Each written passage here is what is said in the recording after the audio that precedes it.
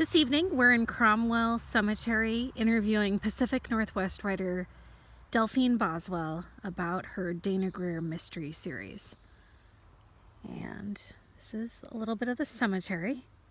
It's to get you a vibe of the themes of some of her books. And on that note, given that we're kind of in a gothic theme here, Delphine, what would you say is the theme of your books?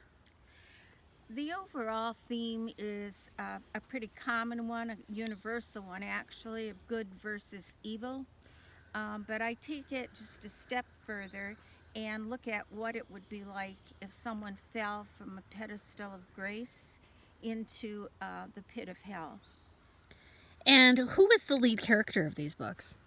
Dana Greer is the private investigator who's the protagonist for the books.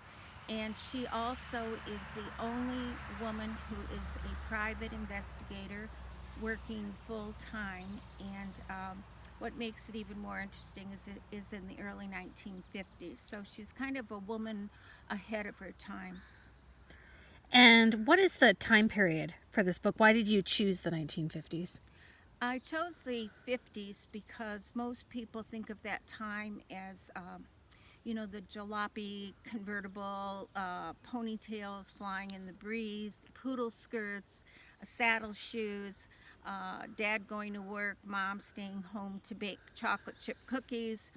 But although this is all true, there also is a very dark side to the 50s and actually a little creepy side, and that's the side I try to go to for my books.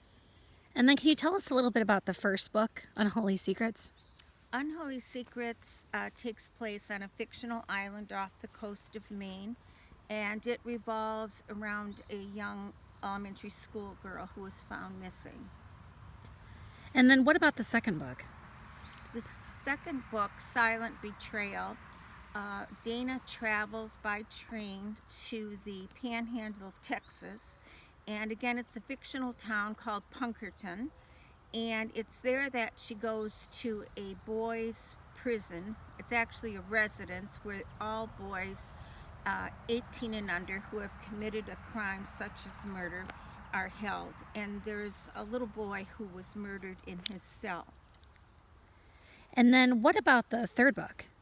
Third book is the one that's coming out this month, July, and it's called Bitter Wrath.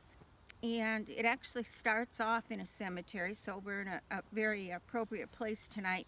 And in that book, a young postulant, that's a very, very young girl going into the convent, is found, her body's found within an open grave.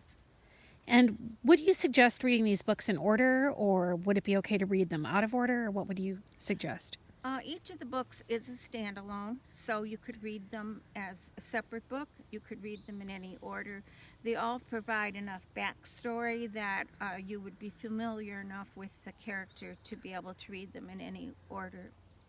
And what are final thoughts about the series, or any other last bits of information?